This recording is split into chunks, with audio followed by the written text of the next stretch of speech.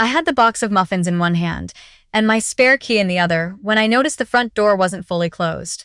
Just a crack, maybe 2 inches, but my son had never left it that way in his life. He was careful like that. His mother used to say he got it from me, which she meant as a compliment, I think, though sometimes I wasn't sure. I pushed the door open slowly and called his name. The living room looked normal. Everything where it belonged, his reading glasses on the side table. The remote centered on the arm of the couch, the way he always left it. Morning light coming through the curtains in long, quiet strips. Nothing out of place. But something felt wrong. I couldn't have named it then. It was more of a pressure in the chest. The kind old men feel before weather turns, before something changes that they can't stop. I called his name again. Nothing. I set the muffins on the entry table and walked toward the kitchen. I figured maybe he was out back in his garden. That garden was his whole second life. He'd built it from scratch the summer after his mother passed, said it gave him something to tend. I understood that.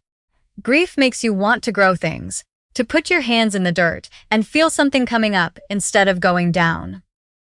But he wasn't in the backyard. He was on the kitchen floor, face down, one arm stretched out toward the counter like he'd tried to grab it on the way down and just missed. I don't remember walking across the room.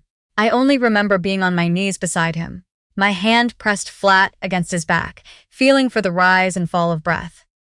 He was breathing. Barely. Each breath was thin and too slow, and the sound of it scared me more than the silence had. "Stay with me," I said, though I don't know that he heard me. His skin was the wrong color. Not the gray of a heart attack, but something more yellow, something more like a slow dimming. I got my phone out and dialed 911 and gave his address 3 times because I kept getting the house number wrong. Something that had never happened to me, once in the 8 years he'd lived there. 6 minutes for the ambulance. I counted every one of them. At the hospital, they took him through double doors that swung shut behind the gurney, and I wasn't allowed to follow. I stood in the waiting area with my jacket still on and my hands at my sides and tried to think of something useful to do and couldn't come up with a single thing. I am 63 years old. I've buried my wife. I've been through things. But there is a particular helplessness in watching doors close on someone you love without knowing which version of them will come back through. I called my daughter-in-law first. She'd been at a morning yoga class and didn't pick up the first time. On the second try, she answered before the first ring had finished. "What happened?" she said immediately. I told her what I knew, which wasn't much. Found him on the floor. Called 911. They took him in, still waiting. She was at the hospital in 19 minutes. I watched her come through the sliding entrance doors still in her workout clothes, her hair still up from class, and she was already crying before she reached me. She sat next to me and took my hand in both of hers and didn't speak for a long time. I noticed that. A person performing grief fills silence with words, with questions, with expressions of shock, with frantic movement. Real grief goes quiet. It just holds on. I called my younger son next. He answered on the second ring, said all the right things, asked all the right questions. He arrived within the hour. He hugged me when he came through the door. A long, firm hug, the kind you give someone at a funeral. Then sat on my other side. The 3 of us waited together in those plastic chairs while the morning turned to afternoon and the PA system kept calling out names that weren't ours. I remember being glad they were both there with me. I remember thinking, at least I have this. At least my family shows up. The doctor came out in the early afternoon. Young? Younger than I expected for someone carrying that much composure. She sat across from us in a small side room, no windows. Chairs that were designed to be comfortable but weren't, and she told us he was stable. That word, stable, let something go in my chest that I hadn't realized I'd been holding for 3 hours. "But we're concerned," she said. "His blood work is showing severe liver enzyme elevation. There's cellular damage consistent with ongoing toxic exposure." My daughter-in-law leaned forward. "Ongoing? What does that mean?" "We have a tox screen running now, but the pattern we're seeing isn't consistent with a single acute event. It looks more like something that's been accumulating over time." She looked at me. "Weeks, possibly months." That word landed differently than all the others. I turned it over in my mind while the doctor kept talking about treatment protocols and monitoring. Months meant this hadn't just happened this morning. This had been happening while we were having Sunday dinners together. While I was calling him every few days to check in, and he was saying he was just tired, just stressed with the busy season, just needed to get through it. While he was out in that garden, making his little videos, talking to himself about tomato plants and soil drainage, not knowing. My younger son put his arm around my daughter-in-law and said, "We're going to figure this out." I looked at him when he said it. He looked back at me steadily. His expression was concerned, appropriate, everything a worried brother's face should be. I looked away. The police came that evening. 2 detectives, professional and unhurried, asking questions in a way that didn't sound like accusation, but clearly was, or was building toward it. Who had access to the house? Who visited regularly? Whether my son had any disputes, any unusual relationships. Whether anything had been taken. Whether anything seemed disturbed. My daughter-in-law was the most helpful. She knew his daily details better than anyone. She mentioned his routines, his diet, who came by and when. My younger son mentioned he'd been stopping in occasionally to help with the garden. Not regularly, he said, just when he had time. I filed that away and didn't say anything. No forced entry, no strangers anyone could account for. Every thread turned back toward the inside of that house. I went home that night and couldn't sleep. I sat in my kitchen with the lights off for 3 hours. Which is something I only do when something is eating at me that I can't say out loud yet. My wife used to tell me the most dangerous thing in any family wasn't the arguments. It was the quiet resentments. The ones that never got aired, just carried, year after year, until they became something else entirely. She had a gift for seeing what people were actually feeling underneath what they were saying. I relied on that gift for so long that after she was gone, I didn't always know how to see those things on my own. I thought about the business. My grandfather started it. My father grew it. I spent 32 years building it into something solid, a mid-sized contracting company, nothing glamorous but real and stable and ours. When I retired 5 years ago, I handed it to my older son because he'd worked alongside me for 16 years. He knew every client, every subcontractor, every quirk of every project. My younger son had tried working in the company for a few years in his 20s and eventually said it wasn't for him. He went other directions, different jobs, nothing that ever quite stuck, but he seemed fine. I had never once asked him if he felt passed over. He had never said anything about it. We just moved on, the way families do, each of us carrying the unsaid thing in different pockets. At 3 in the morning, I told myself I was wrong. That I was an exhausted old man reaching for an explanation, that I was about to accuse my own son based on a feeling, and a few things that hadn't quite lined up. I told myself to wait. I went to his house 2 days later to pick up a few things my daughter-in-law had asked for. The detective had cleared it. I let myself in with the spare key. The house was quiet and smelled like it always had, wood polish, and a faint herbal warmth from the kitchen. My son had kept a glass pitcher of iced herbal tea in the refrigerator year-round, refilling it every couple of days from a bag of loose leaves. He'd started the habit about 8 or 9 months ago after his doctor told him to cut back on coffee. He drank several glasses of it every day. It was one of those small, fixed routines that turns invisible because it never changes. I stood in the kitchen, looking at that pitcher on the second shelf. I didn't touch it. My son was well enough to speak on the 4th day. Still weak, his voice not quite his own yet, but present. He looked at me from the hospital bed and said, "Dad, what happened to me?" I told him the doctors were still working on it. I didn't tell him the rest. "I've been so exhausted for months," he said quietly. "I thought it was the busy season. I figured I just needed to push through it." He shook his head. "I should have listened to my body." "You should have called me," I said. He gave me a small, tired smile. The exact same smile his mother used to give me when she thought I was being overbearing. "You worry enough as it is," he said. I had to look away before he could see my face. The tox screen results came back and the detective called me before anyone else. Ethylene glycol, antifreeze. She explained it carefully. Sweet tasting, nearly odorless, can be added to any beverage in small amounts and absorbed gradually. The liver processes it into compounds that cause exactly the kind of damage they'd found. Small, regular doses over time. Survivable in the short term, fatal over the long one. Someone was doing this deliberately, she said. Yes, I said. She waited a moment. Is there something you'd like to tell me? Give me one day, I said. I need to check something first. My daughter-in-law let me borrow my son's phone to look up a contractor number I said I needed. She didn't question it. I sat in his living room and opened his video library. Hundreds of gardening videos. Just like I'd seen before, on his phone at family dinners, when he'd want to show me something coming in well.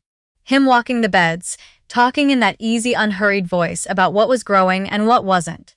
Which plants were struggling, what the soil looked like after a good rain. I watched a few just to hear him sound like himself, strong and alive and interested in small things. Then I started going back by date. His kitchen window was visible in almost every video. He'd had it cleaned last spring and the glass was nearly invisible. Just the frame and whatever was on the other side. Most videos showed nothing behind it. An empty kitchen. Afternoon light on the counter. The refrigerator door closed. I found the first one from late April. He was filming the back corner of the garden, talking about a drainage problem by the fence line. Through the window, my younger son was standing at the refrigerator. My hand tightened on the phone. I watched him pull out the pitcher of iced tea. Set it on the counter, reach into his jacket pocket. Take out a small bottle, open the pitcher, pour carefully. Stir with a long spoon from the drying rack.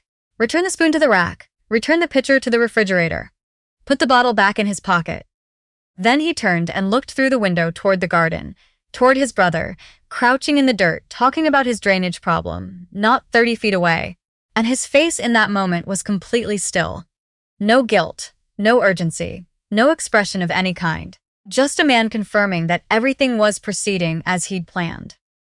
He turned and walked out of frame. Outside, my son kept talking about the fence. I set the phone down in my lap and sat in that quiet house for a long time. I am 63 years old. I raised 2 sons. I coached their little league teams and stayed up sick with worry the first night each of them drove alone. I loved them in all the imperfect ways a man loves his children. Through the hard years and the ordinary ones, through the loss of their mother, through every season of their lives. I believed, in the way that fathers believe things they don't examine closely enough, that I knew who they were. I picked the phone back up. I went further back through the dates.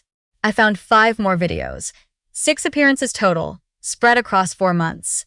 The same jacket pocket, the same routine, the same blank expression while his brother worked in the garden outside. 6 times, while the rest of us were living our lives around him. I called the detective. I found something, I said. I need you to come to the house. She watched all 6 videos twice. Her partner watched them. Within 2 hours, there were evidence technicians in the kitchen, and someone very carefully removed the pitcher of iced tea from the refrigerator and sealed it in a bag. The lab confirmed antifreeze in the pitcher 4 days later. They traced a debit card purchase. A hardware store 2 towns over, made 7 months before that first video. He had driven 30 minutes out of his way to buy it somewhere. He didn't usually shop. 7 months of planning. That was the part I kept returning to. Not that he had done it, but that he had decided to do it, and then lived with that decision for 7 months. Sitting at my dinner table, shaking my hand at the door, looking me in the eye when I called to check on him and saying, "I'm good, Dad. Everything's fine." He denied it when they brought him in. Very calm. Said the videos were unclear. Said maybe the bottle was supplements. Said there had to be a misunderstanding. Methodical in his denial, right to the end. I don't know why I expected something else. Some crack in it, some moment of being human. Maybe I just needed to see that I still knew him at all. They arrested him on a Tuesday morning. I went to see my older son that afternoon. He was sitting up in bed, some color coming back into his face. He asked me directly whether they'd found anything. He'd heard it was being treated as intentional. I sat down next to his bed and I told him everything. The videos, the picture, the lab results, the arrest. He was quiet for a long time. He looked out the hospital window at the parking structure and the gray October sky. I watched his face move through something I didn't have a name for. Something past disbelief, something that had to travel a long distance to land. "Why didn't he just talk to me?" he finally said. His voice was low. "If he needed something, money, the business, anything, I would have helped him. He never asked." "No," I said, "he didn't." He looked at me then, and his eyes were full. "I would have given him anything, Dad." I believed him completely. I believed him without a doubt. And that's the thing that has stayed heaviest with me since, the thing I can't set down. That it didn't have to be this way. That my older son would have opened his hands and given freely, if his brother had only asked. But he never asked. The trial came 8 months later. I sat through every day of it. My daughter-in-law sat beside me in that courtroom for most of the sessions, steadier than I was. My younger son sat at the defense table in a gray suit and looked mostly at the wood in front of him. Over 6 days of testimony, he looked at me exactly twice. Both times I held his gaze. I don't know what I was trying to say. Maybe just, "I see you. I saw you." I always thought I knew what I was looking at, and I didn't. The 6 videos were played on a large screen for the jury. The lab reports, the purchase records, the talk screen results. All of it assembled in a sequence that left no other story standing. The jury took 2 days. Attempted murder in the first degree, 25 to life. I was in the courtroom when they read it. I had thought, over those 8 months, that a verdict would close something, that some weight would lift. What I felt instead was a deep, settled exhaustion. The kind that doesn't come from a single bad night, but from a long time of carrying something that never got lighter, no matter how you held it. That was almost a year ago now. My older son is back at work full-time. His liver numbers have come back better than his doctor expected. He and his wife put in a new garden section last spring. He sent me a photo of the seedlings breaking through the soil, those small green threads pushing up through dark earth. I kept that photo on my phone for weeks. My younger son is in a state facility about 2 hours from where I live. I haven't visited.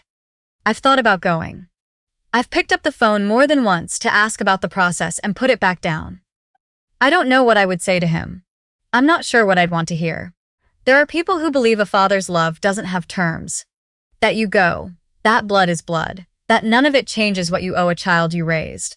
I understand that. Some days part of me agrees with it. But I also know what was in those 6 videos. I know what kind of patience it takes to plan something for 7 months and never let it show on your face. And I know that my son was out in his garden the whole time, 30 feet away, talking to his tomato plants, not knowing. I've thought a lot about what I might have done differently. Not to prevent it, because I don't know how any father sees something like that coming. But in the years before, the conversations I kept meaning to have. The question I never asked directly about whether he felt passed over when the business went to his brother. The assumption I made that silence meant acceptance. My wife used to call it quiet resentment.